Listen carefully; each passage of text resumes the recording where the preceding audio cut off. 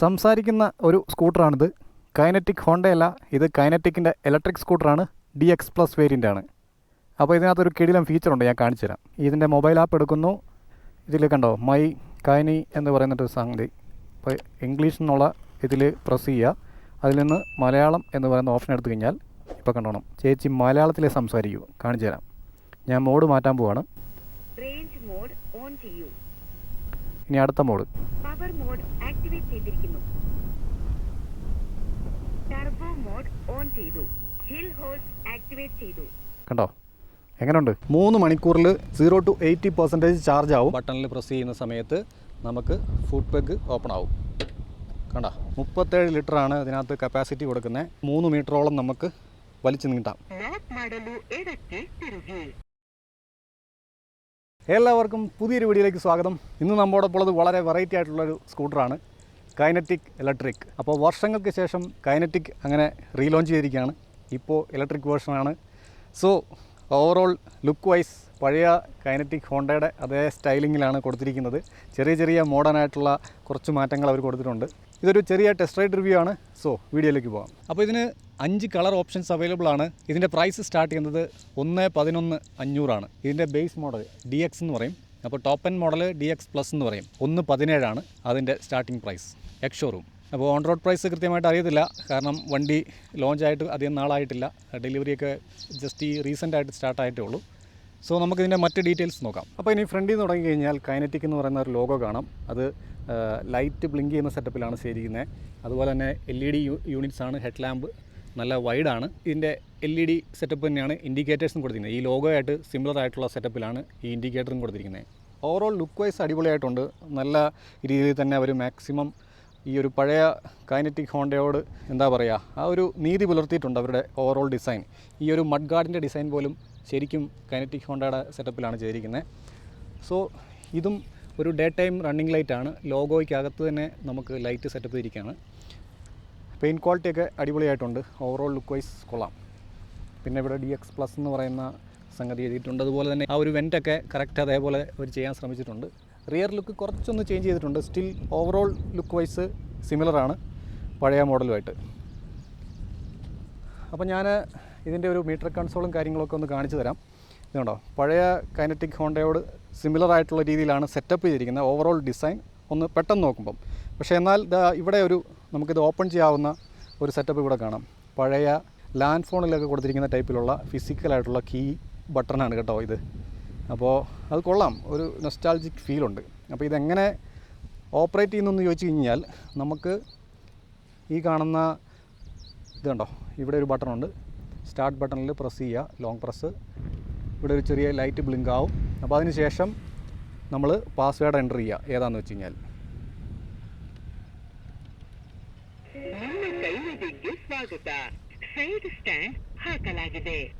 കണ്ടോ, ഇതിനകത്തൊരു variety item ഉള്ളത്, നമുക്ക് 16ഓളം ലാംഗ്വേജിൽ നമുക്ക് ഈ വണ്ടിയുടെ ഈ സ്പീക്കറിൽ നിന്ന് ഇതിനകത്ത് എന്തൊക്കെ ആക്ടിവേറ്റ് ആകുന്നുണ്ടോ അതൊക്കെ കേൾക്കാൻ പറ്റും. ഇപ്പോൾ കന്നഡയാണ് ഇട്ടിരിക്കുന്നത്. മലയാളത്തിലാക്കണമെങ്കിൽ മലയാളത്തിലാക്കാം. ഇവരുടെ മൊബൈൽ ആപ്പ് യൂസ് ചെയ്തിട്ടാണ് അത് ചെയ്യുന്നത്. അടിപൊളി. ബ്ലൂടൂത്ത് കണക്ടിവിറ്റി ഉണ്ട്. പിന്നെ നമുക്ക് അത്യാവശ്യം ഡീറ്റെയിൽസും കാര്യങ്ങളൊക്കെ ഇതിനകത്ത് കാണാം. ഇപ്പോൾ നല്ല ഡയറക്റ്റ് സൺലൈറ്റ് അടിക്കുന്നതുകൊണ്ട് നിങ്ങൾക്ക് എത്രത്തോളം വിസിബിലിറ്റി ഉണ്ടെന്നറിയില്ല, എങ്കിലും നമുക്ക് നല്ല വലിയ ഫോണ്ടാണ്. എനിക്ക് ഡയറക്റ്റ് നോക്കുമ്പോൾ നല്ല രീതിയിൽ കാണാൻ പറ്റുന്നുണ്ട്. ബാറ്ററി റേഞ്ച് 69 ഇവിടെ കാണിക്കുന്നുണ്ട്. 69 റേഞ്ച് തന്നെ ഇവിടെയും കാണിക്കുന്നുണ്ട്.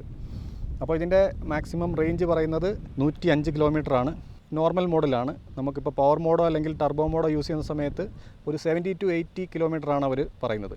പിന്നെ സ്വിച്ചിൻ്റെ കാര്യം പറഞ്ഞു കഴിഞ്ഞാൽ ഇവിടെ നമുക്ക് സ്റ്റാർട്ട് ബട്ടണുണ്ട്, മോഡ് ചേഞ്ച് ചെയ്യാനുള്ള സ്വിച്ച്, ഹസാർഡ് സ്വിച്ച്, റീസെറ്റ് ചെയ്യാനുള്ള ഓപ്ഷൻ. ഇത് റിവേഴ്സ് മോഡാണ് കേട്ടോ. പിന്നെ ക്രൂസ് കൺട്രോളുണ്ട്. അപ്പം അതൊക്കെ അടിപൊളി. പിന്നെ ഇപ്പുറത്തോട്ട് വന്നു കഴിഞ്ഞാലും കുറേയധികം ബട്ടൺസ് ഉണ്ട്. Headlight, high beam, low beam, indicators. അതുപോലെ ഇത് ബ്ലൂടൂത്ത് കണക്ട് ചെയ്യാനുള്ള ഒരു ഓപ്ഷനാണ്. നമുക്ക് കേൾക്കാൻ പറ്റും. 10x10 നാവിഗേഷനും ഗൂഗിൾ മാപ്പ് കണക്ട് ചെയ്യുന്ന സമയത്തൊക്കെ വോയിസ് അസിസ്റ്റ് കിട്ടുന്നുണ്ട് അതിനകത്ത്. അപ്പം ഇത് ഹോണ്, ഇത് ബൂട്ട് ഓപ്പൺ ആക്കാനുള്ള സ്വിച്ചാണ്. ഈ കാണുന്നത് ചാർജിങ് ലിഡ് ഓപ്പൺ ആക്കാനുള്ള സ്വിച്ചാണ്. അപ്പം ഈ ഒരു ബട്ടണിൽ പ്രസ് ചെയ്ത് കഴിഞ്ഞാൽ നമുക്ക് ഈ ചാർജിങ് ലിഡ് ഓപ്പൺ ആക്കാം. നമുക്ക് ഇവിടുന്ന് ഈ പ്ലഗ് ഇങ്ങനെ വലിച്ചെടുക്കാം. ഇതിങ്ങനെ ഒരു 3 മീറ്ററോളം നമുക്ക് വലിച്ചു നീട്ടാം. ശേഷം നമുക്ക് വേണ്ടാന്നുണ്ടെങ്കിൽ ജസ്റ്റ് പുള്ളി ചെയ്യുക, റിവേഴ്സിലേക്ക് പോകും. കണ്ടോ, അതിന് ശേഷം ഇവിടെ വീണ്ടും കണക്ട് ചെയ്ത് വെക്കാൻ പറ്റും. വളരെ സിമ്പിളാണ്. ഇവിടെ ചെറിയൊരു പാനൽ ഗ്യാപ്പൊക്കെ ഉണ്ട്, സ്റ്റിൽ ഓക്കെ. നമുക്കിവിടെ ഒരു 3 കിലോ ഹോൾഡ് ചെയ്യാൻ പറ്റുന്ന ക്യാരി ബാഗിൻ്റെ ഹൂക്കുണ്ട്. അതുപോലെ തന്നെ ഇവിടെയും നമുക്ക് ഹൂക്ക് കൊടുക്കുന്നുണ്ട്, കൊള്ളാം. പിന്നെ ഈ കാണുന്ന സംഭവമാണ് നമ്മളിവിടെ പ്രസ് ചെയ്ത് കഴിയുമ്പം ഓട്ടോമാറ്റിക്കലി ഫുഡ് റെസ്റ്റ് ഓപ്പണായി വരും. അപ്പോൾ ജസ്റ്റ് ഞാനൊന്ന് പ്രസ് ചെയ്ത് കാണിക്കാം. ഈ കാണുന്ന ബട്ടണിൽ പ്രസ് ചെയ്യുന്ന സമയത്ത് നമുക്ക് ഫുഡ് പെഗ് ഓപ്പൺ ആവും, കണ്ട. പക്ഷേ നമുക്ക് തിരിച്ച് വെക്കാനുള്ള ഓപ്ഷൻ ഇല്ല. ഡയറക്റ്റ് നമ്മൾ അങ്ങോട്ട് തിരിച്ച് നമ്മൾ സ്വയം എടുത്ത് വെക്കേണ്ടി വരും. Back to the future. ഇനി നമുക്ക് ഇത് ഓഫ് ചെയ്യണമെന്നുണ്ടെങ്കിൽ ലോങ് പ്രസ് ചെയ്യുക. അപ്പോൾ automatically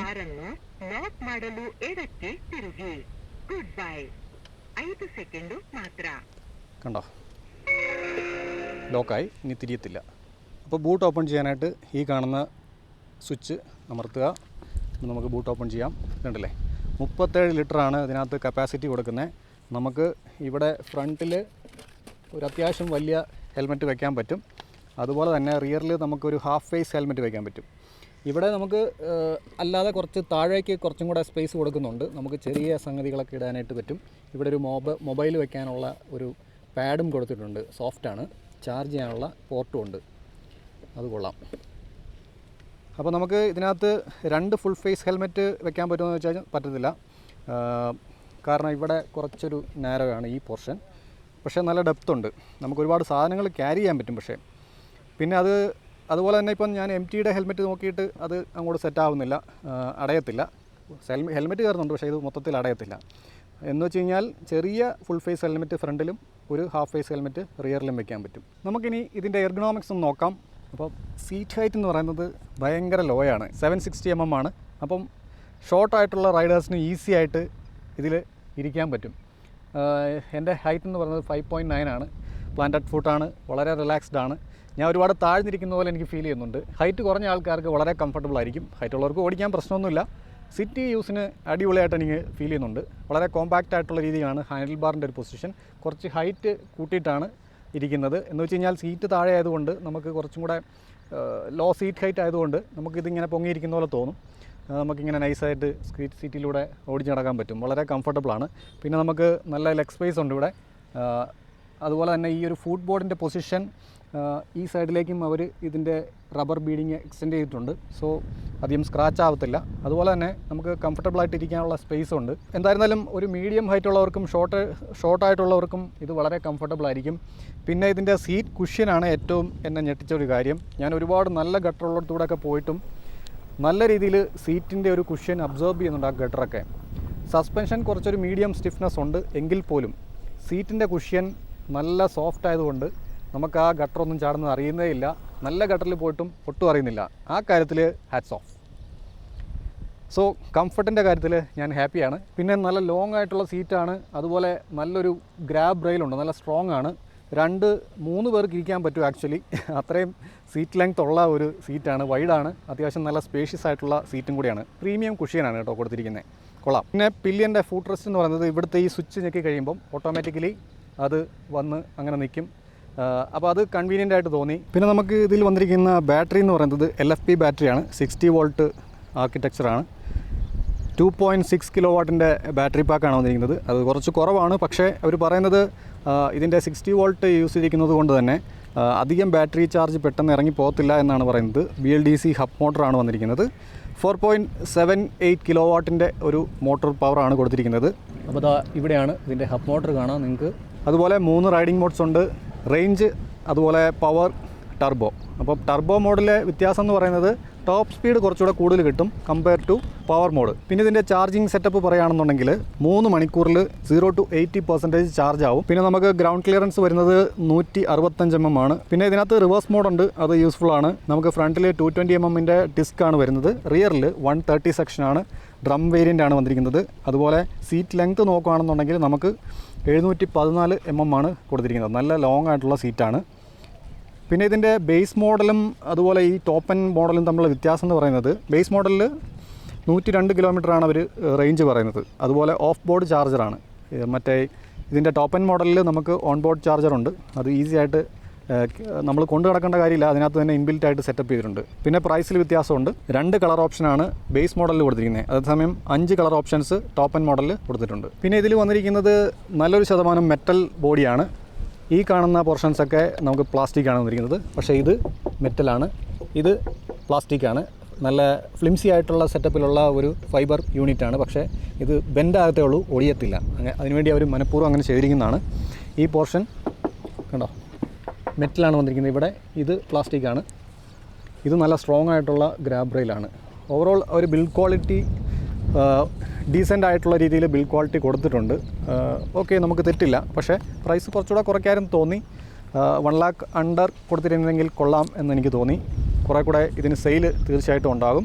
yes SKR Motoblocks yes. ഇത് കൈനറ്റിക് ഇലക്ട്രിക്. അപ്പോൾ നമുക്ക് ടോപ്പ് സ്പീഡ് ഒന്ന് ടെസ്റ്റ് ചെയ്യാം.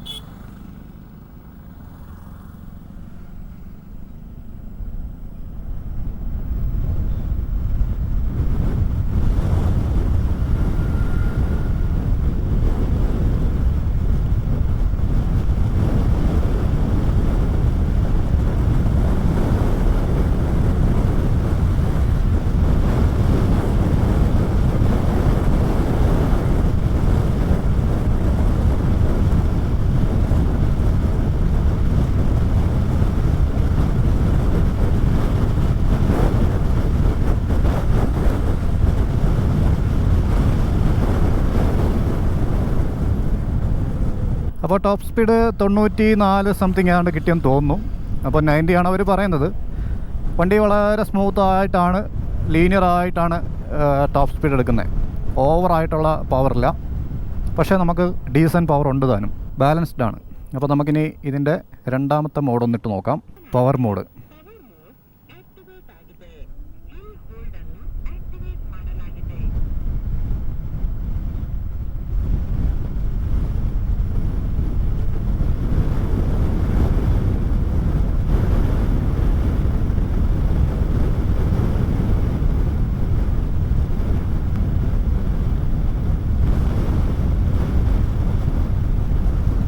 ഓക്കെ, ഒരു 70 ആണ് കിട്ടിയത്. നല്ല ക്രോസ് വിൻഡ് ഉണ്ട്. അപ്പോൾ നമുക്കിനി റേഞ്ച് മോഡിൽ എത്ര കിട്ടുമെന്നും കൂടെ നോക്കാം. ഇപ്പോൾ റേഞ്ച് മോഡിലാണ്. റേഞ്ച് മോഡ് എന്ന് പറയുന്നത് വളരെ നൈസായിട്ട് പോകാനായിട്ടും അധികം ടോപ്പ് സ്പീഡ് വേണ്ട. നമുക്കൊരു ചെറിയ സിംഗിൾ റൈഡിൽ അത് മതി, ധാരാളം. മാക്സിമം റേഞ്ച് കിട്ടും. 50 കിലോമീറ്ററാണ് ടോപ്പ് സ്പീഡ്. യെസ്, എന്ന് വെച്ച് കഴിഞ്ഞാൽ നമുക്ക് ലോക്കൽ ഓട്ടത്തിനൊക്കെ റേഞ്ച് മോഡ് ധാരാളം. ഡീസൻറ്റ് പവറുണ്ട്, തീരെ പവർ കുറവ് പോലെ തോന്നുന്നില്ല സിംഗിൾ റൈഡാണെങ്കിൽ. അപ്പോൾ ഒരു പില്ലിനൊക്കെ വെച്ച് പോകണമെന്നുണ്ടെങ്കിൽ, വേണമെന്നുണ്ടെങ്കിൽ കയറ്റമൊക്കെ ഉള്ളിടത്തൂടെ ആണെങ്കിൽ മാത്രം നമുക്ക് ഇതിൻ്റെ പവർ മോഡ് ഇടേണ്ട കാര്യമുള്ളൂ. അല്ലാത്തടത്ത് റേഞ്ച് മോഡ് മതി. അങ്ങനത്തെ ഒരു പവർ ഡെലിവറിയാണ് ഇതിനകത്ത് കിട്ടുന്നത്. ഇതിൻ്റെ ഓവറോൾ ഒരു ടെക്നോളജി സെറ്റപ്പ് ചെയ്തിരിക്കുന്ന വിധം ഒരു രസമുണ്ട്. എന്ന് വെച്ച് കഴിഞ്ഞാൽ ടച്ച് സ്ക്രീൻ അല്ലാതെ നമുക്ക് ഫിസിക്കലായിട്ടുള്ള ബട്ടൺസ് കൊടുത്തത് നന്നായി എന്നാണ് ഞാൻ പറയുന്നത്. വേറൊന്നും കൊണ്ടല്ല, പ്രായമുള്ള ആൾക്കാർക്കൊക്കെ അത് കൺവീനിയൻ്റ് ആയിരിക്കും. വളരെ സിമ്പിളായിട്ട് തന്നെ വണ്ടി പുള്ളി ചെയ്യുന്നുണ്ട്. വളരെ സ്മൂത്താണ്. ഒട്ടും നമുക്കൊരു സഡൻ ഏർജൊന്നും തോന്നത്തില്ല.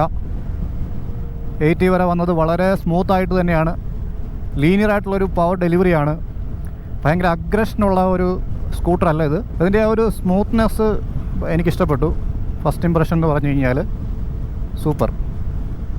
ഒട്ടും ഒരു വണ്ടിക്കൊരു ബഹളമോ കാര്യങ്ങളോ ഒന്നുമില്ല. വളരെ സൈലൻ്റായിട്ടാണ് വണ്ടി ഓടിക്കാൻ പറ്റുന്നത്. പിന്നെ ഇതിന് റീജനറേറ്റീവ് ബ്രേക്കിംഗ് സിസ്റ്റം അവർ കൊടുക്കുന്നില്ല. അതിന് പകരം ഡീസലറേറ്റ് ചെയ്യുമ്പോൾ ഉള്ള ഒരു റീജനറേഷനാണ് കിട്ടുന്നത്. അപ്പോൾ ഞാൻ ബ്രേക്ക് ചെയ്ത സമയത്ത് ഹിൽ ഹോൾഡ് ഓട്ടോമാറ്റിക്കലി ആക്ടിവേറ്റ് ആകുന്നുണ്ട്. എന്ന് വെച്ച് കഴിഞ്ഞാൽ ബ്രേക്ക് പിടിച്ച് നമ്മളൊരു 3 സെക്കൻഡ് നിൽക്കുകയാണെന്നുണ്ടെങ്കിൽ ഹിൽ ഹോൾഡ് ഓട്ടോമാറ്റിക്കലി ആക്ടിവേറ്റ് ആകും. ഇപ്പോൾ കേൾക്കാം, കണ്ടോ, ഇവിടെ എഴുതി കാണിക്കുന്നതുകൊണ്ട് അത് സ്പീക്കറിലൂടെ കേൾക്കുകയും ചെയ്യാം. ഓവറോൾ ഡിസൈൻ വൈസൊക്കെ എനിക്ക് ഇഷ്ടപ്പെട്ടു. നല്ലൊരു ശരിക്കും പറഞ്ഞാൽ കൈനറ്റിക് ഹോണ്ടയുടെ അതേ ഒരു രീതിയിൽ തന്നെ അവർ ഡിസൈൻ ചെയ്തിരിക്കുന്നുണ്ട്. ഒരു നൊസ്റ്റാൾജിക് ഫീൽ നമുക്ക് കിട്ടുന്നുണ്ട്. പിന്നെ ഹാൻഡ്ലിങ്, വണ്ടി നല്ല സ്റ്റേബിളാണ്. ഹൈ സ്പീഡിൽ നല്ല സ്റ്റേബിളാണ്. ഇപ്പോൾ ക്രോസ് വിൻ ഉണ്ടായിട്ട് പോലും വണ്ടി നല്ല സോളിഡായിട്ട് തന്നെ ഫീൽ ചെയ്യുന്നുണ്ട്. നമുക്കൊട്ടും ഒരു പ്രശ്നം ഫീൽ ചെയ്യുന്നില്ല. ഇതിൻ്റെ സീറ്റ് സെറ്റപ്പ് എന്ന് പറയുന്നത് നല്ല സോഫ്റ്റാണ്, ഒട്ടും ഹാർഡല്ല. അതുകൊണ്ട് ഗട്ടർ എത്ര ചാടിയിട്ടും നമുക്ക് ബാക്ക് പെയിനോ കാര്യങ്ങളോ ഒന്നും എടുക്കുന്നില്ല. ശരിക്കും പറഞ്ഞാൽ ഇത് പക്ക സിറ്റിക്ക് വേണ്ടിയിട്ട് ഡിസൈൻ ചെയ്തിരിക്കുന്ന ഒരു സ്കൂട്ടറാണ്. അപ്പോൾ മാക്സിമം റേഞ്ച് കിട്ടാനായിട്ട് നമുക്ക് റേഞ്ച് മോഡ് യൂസ് ചെയ്യാം. 105 അവർ പറയുന്നത്, ഞാൻ ഓൾറെഡി പറഞ്ഞു. പിന്നെ ഓവറോൾ ഇതിൻ്റെ ഒരു റൈഡിങ് ഫിഗർ നോക്കുകയാണെന്നുണ്ടെങ്കിൽ നമ്മളിപ്പോൾ പല കണ്ടീഷനിലും പല മോഡുകളിട്ട് യൂസ് ചെയ്യുകയാണെന്നുണ്ടെങ്കിൽ ഇതിൻ്റെ പവർ മോഡും ടർബോ മോഡും ഒക്കെ ഇടയ്ക്കിടയ്ക്ക് മാറ്റി മാറ്റി ഇക്കോ മോഡും ഒക്കെ റേഞ്ച് മോഡും ഒക്കെ ഇട്ട് ഓടിക്കുകയാണെന്നുണ്ടെങ്കിൽ നമുക്ക് കിട്ടാൻ പോകുന്ന മൈലേജ് അല്ലെങ്കിൽ റേഞ്ച് എന്ന് പറയുന്നത് 70 to 80 ഇടയ്ക്കായിരിക്കും. അതായത് ഒരു സാധാരണക്കാരൻ ഓടിക്കുന്നത് അവരുടെ ഡെയിലി ലൈഫിൽ എങ്ങനെ ഓടിക്കും ആ രീതിക്ക് ഓടിച്ചു കഴിഞ്ഞാൽ ആ പറയുന്ന ഒരു റേഞ്ച് ആയിരിക്കും. അതല്ല ഒരു 30-35 കിലോമീറ്റർ സ്പീഡിൽ ഇതിൻ്റെ റേഞ്ച് മോഡ് ഇട്ട് ഓടിക്കുകയാണെന്നുണ്ടെങ്കിൽ നമുക്ക് 105 വരെ കിട്ടുമെന്നാണ് അവർ പറയുന്നത്. അപ്പോൾ 72% ആയി ബാറ്ററി, 72 കിലോമീറ്ററാണ് റേഞ്ച് ഇനി കാണിക്കുന്നത്. വണ്ടി ഇവർ വളരെ സിമ്പിളായിട്ട് തന്നെ ഡിസൈൻ ചെയ്തിരിക്കുന്നത്. ആൾക്കാർക്ക് അധികം കൺഫ്യൂഷൻ ആക്കാത്ത രീതിയിലാണ് ഇതിൻ്റെ ഓവറോൾ സെറ്റപ്പ് ചെയ്തിരിക്കുന്നത്. എല്ലാ ബട്ടൺസും നമുക്ക് വ്യക്തമായിട്ട് കാണാം, ഹാൻഡിൽ ചെയ്യാൻ ഈസിയാണ്. ആർ എന്ന് പറയുന്ന ബട്ടണിൽ പ്രസ് ചെയ്ത് കഴിഞ്ഞാൽ റിവേഴ്സിലേക്ക് പോകും, കണ്ടോ.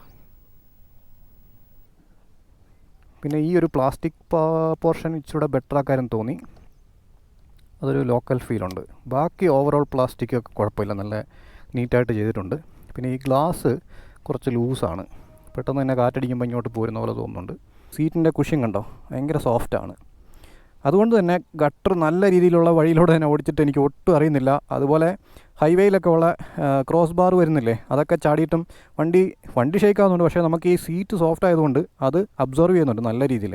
പിന്നെ റിയറിലെ ഡ്രം ബ്രേക്കാണ്. ബ്രേക്കിംഗ് ബൈറ്റ് എന്ന് പറയുന്നത് റിയറിലെ കുറച്ചൊരു എന്താ പറയുക, അത്ര പെട്ടെന്ന് നിൽക്കത്തില്ല, കാരണം ഡ്രം ആകുമ്പോൾ നിങ്ങൾക്ക് അറിയാമല്ലോ. ഫ്രണ്ടിലെ ബ്രേക്ക് കുറച്ചുകൂടെ ഷാർപ്പാണ്. എന്ന് വെച്ച് കഴിഞ്ഞാൽ ഒരുപാട് ഷാർപ്പെന്നല്ല, ഒരു പ്രോഗ്രസീവായിട്ടുള്ള ബ്രേക്ക് ബൈറ്റ് കിട്ടുന്നുണ്ട്. ഡീസൻറ്റ് ബ്രേക്കിംഗ് ആണ്, കുഴപ്പമൊന്നുമില്ല. പിന്നെ ഓവറോൾ ബിൽ ക്വാളിറ്റി അവർ തെറ്റില്ലാത്ത രീതിയിൽ ചെയ്യാൻ ശ്രമിച്ചിട്ടുണ്ട്. പെയിൻറ്റ് ക്വാളിറ്റിയൊക്കെ ആണെങ്കിലും നന്നായിട്ടുണ്ട്. ലുക്ക് വൈസ് വണ്ടി കൊള്ളാം എന്നൊരു ഫസ്റ്റ് നമ്മളിത് നോക്കൂലേ, ഈ ഒരു പ്ലാസ്റ്റിക് പോർഷനൊക്കെ നല്ലൊരു ഫിനിഷുണ്ട്. എനിക്ക് ഒറ്റ ഒരു കാര്യത്തിൽ ഈ ഒരു സാധനം മാത്രം ഇത് ഇവിടെയൊക്കെ ഒരു ഇച്ചിരി ഒരു ശകലോടെ ബെറ്റർ ആക്കാരെന്ന് തോന്നി. അതർവൈസ് നല്ല ക്വാളിറ്റി ഫീൽ ചെയ്യുന്നുണ്ട്.